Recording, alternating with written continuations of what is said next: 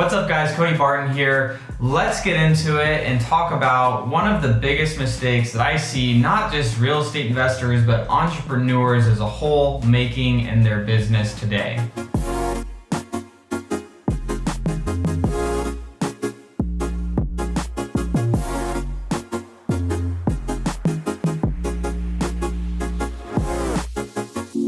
Hey, and if you haven't already subscribed, make sure to subscribe, like it, comment. Even if you hate the video, just comment below, let me know, help me out with that YouTube algorithm. All right, so I'm sure you've probably heard, as most people in entrepreneur space talk about, you need to have 7 streams of income because the average millionaire has 7 streams of income to become a millionaire. So I think that's generally really bad advice to be sharing with people that are just getting started in the entrepreneurial space, because here's the thing. People are going to get started, and yes, over time you do create multiple streams of income, but if you start trying to create multiple streams of income too soon, you're basically shooting yourself in the foot. And the reason being is I have conversations all the time with people, and I'm like, what do you do for a living? Well, I do real estate. I'm a crypto trader. I'm building my own startup. I trade stocks on the side as well. And I'm like, wow. And this person's still living at home with their parents, but they have 5 streams of income, 4 streams of income.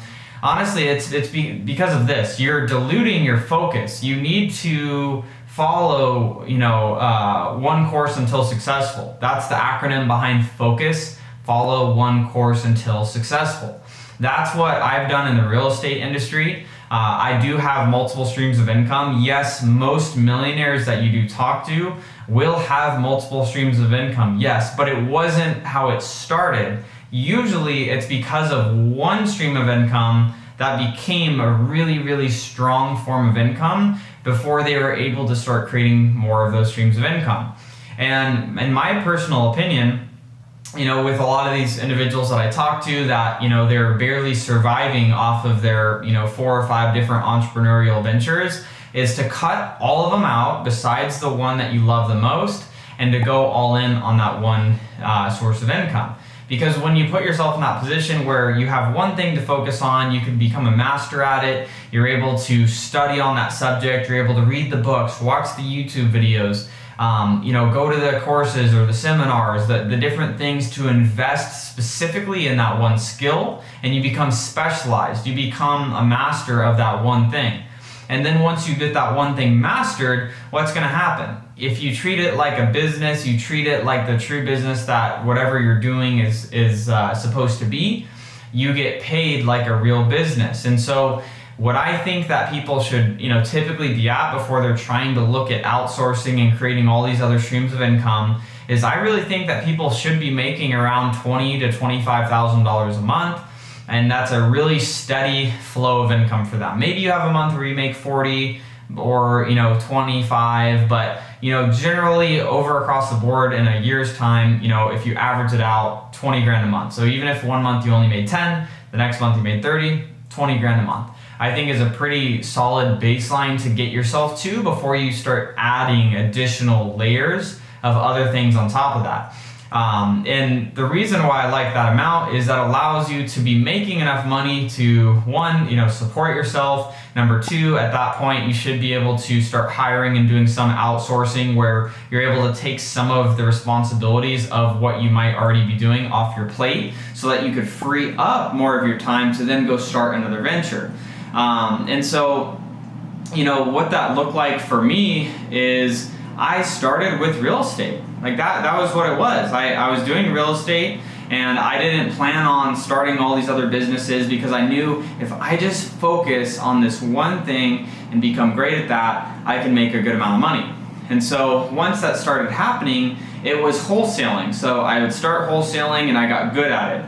And then I added in fix and flips because it complemented it really well. It wasn't I started wholesaling and then started some other random industry that had nothing to do with it. Wholesaling properties, fix and flipping properties to increase profits, then started buying rentals to create long-term cash flow, get tax benefits, all of those things. Then started buying properties for Airbnb. increased cash flow, getting larger returns on your cash on cash by buying Airbnbs, started a virtual assistant company that helps people, and guess what? The real estate industry do business process outsourcing like cold calling, text marketing, admin assistant type work. If you're interested in that, you can go check us out at vahub.com. And so, started that, bought a title company with my partner for us to be able to start earning income from deals we're already doing. So created another stream of income with that. Also do some coaching, consulting, masterminds, and different, speaking engagements for different events around what space? The real estate space. So those are, most of the income streams that I have, and between all of those, it allows me to make a really healthy income every month.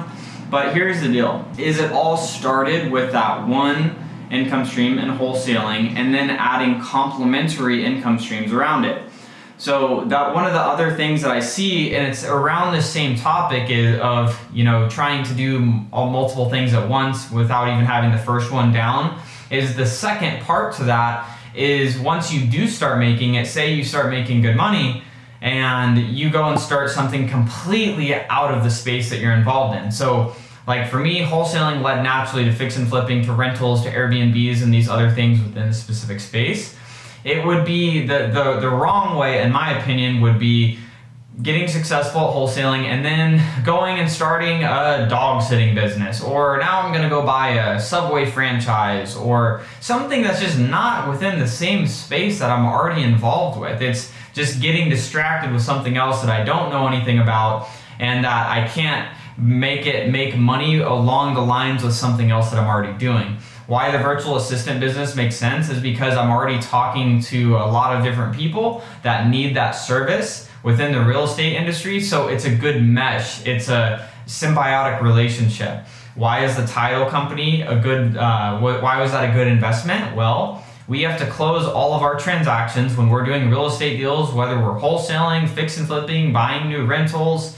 Whenever those closings are happening, it has to close at a title company. So, or some states are attorney states, but a title company. So when those transactions are closing, I'm able to make money every time there's transactions closing. So these are, what you notice, are all symbiotic relationships. They're not things that pull each other, pull myself away.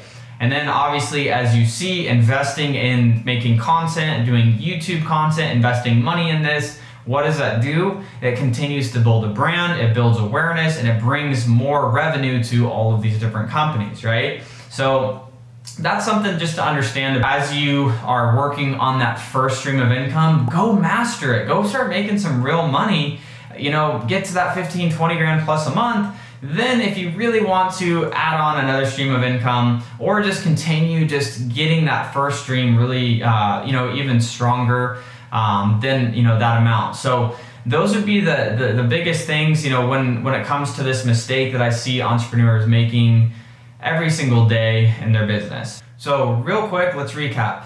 You get started on whatever business venture that you're going to as an entrepreneur, get that down, follow one course until successful, get to that 20 plus grand a month on a consistent basis. If you want to start another stream of income, great, do it.